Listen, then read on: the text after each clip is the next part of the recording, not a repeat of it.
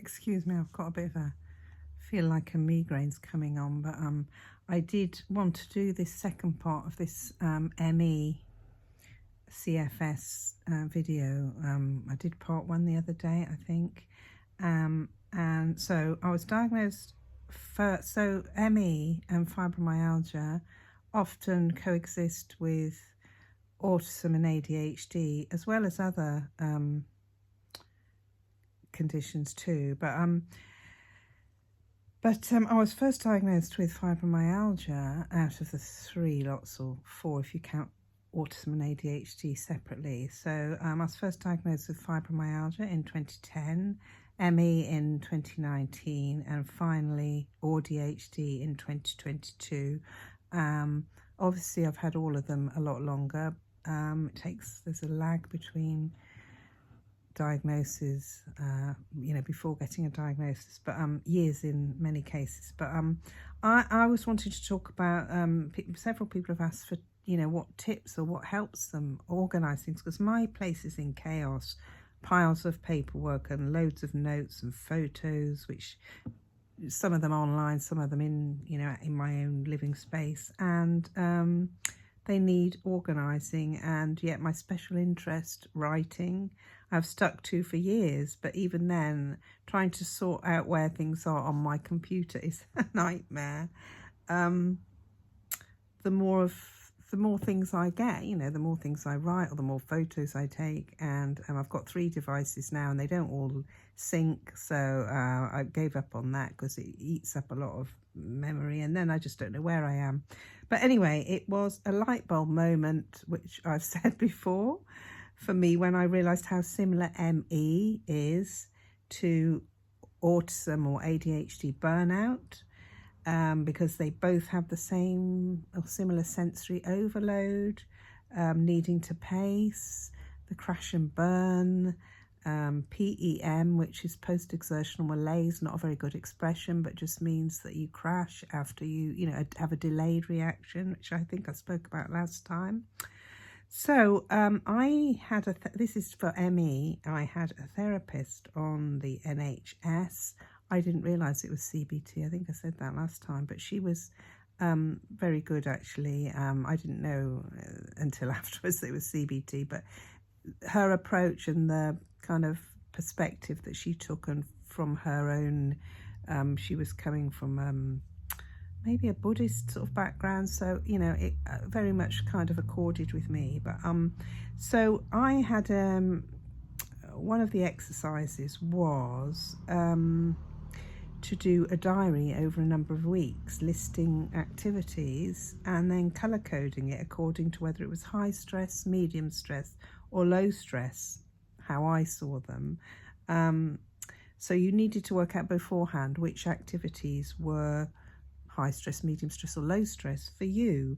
And the same activity could be both. I think I might have said this last time. So watching the television or doing social media might be low stress at some times, but high stress if you just, you're at your limit. So, and then you would color code it. So you would make your own code. So for me, red was high stress and yellow was probably like an amber warning, medium. I think there were 4 actually, but just for simplification, I think maybe blue was low stress and green was no stress. I can't remember. There were, anyway, if you just think of 3 and you color coded it so that when I'd finished over the week, so I'd do half a day a week. So one would be a Monday morning, the next week I'd do Monday afternoon.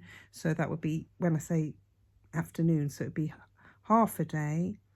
So it would actually be from 10 till 4, and the next would be 4 till bedtime. So so you did half a day a week, and then Monday, second part of the day, Tuesday the next week, that would be the 3rd week, half the day, and then the 4th week it would be the second half of Tuesday, and so on. And over the weeks you would colour code them, and you could see at a glance what you had done in the colour. The colour would be clear to show you whether you had done a lot of high stress activities in that day. I can't remember, and eventually you could look at them all together, and I really wanted to find them, but typical the chaos that I'm in now, couldn't find them anywhere. I wanted to show rather than tell. but no, couldn't find them. So I thought, don't worry about it. But another activity was the jug, which these are stuck in my mind. There was a jug analogy. So if you thought of the jug full of water, if you thought of the full jug as energy rather than water, and so you would have so much in your jug a day. It's a bit like spoons, if you know the spoon theory. So you would have so much energy, and you would try and fill your jug with things, you naturally maybe fill them with things that you like to do or that give you energy, and they might be your special interests, just things that you enjoy. And then things that empty your jug would be things like chores or things you don't like to do or high stress things.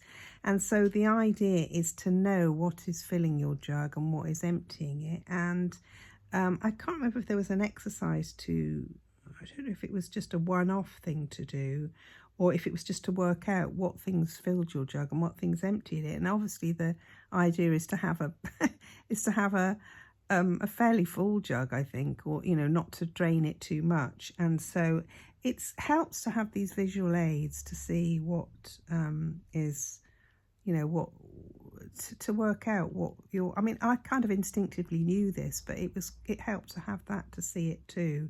So I just thought that was helpful. And I think also I was given some mindfulness meditations to listen to, which I think my therapist gave me quite a few links, and I haven't done any of them for ages, but it reminded me to do them. But they're always good to sort of calm or just concentrate on the now. So I can't remember whether Mark Williams was one of them. Name rings a bell, but you can get all sorts of free mindfulness apps online. Just find something that works for you. So I hope that helps. I just thought I'd pass that on. Thank you. Bye.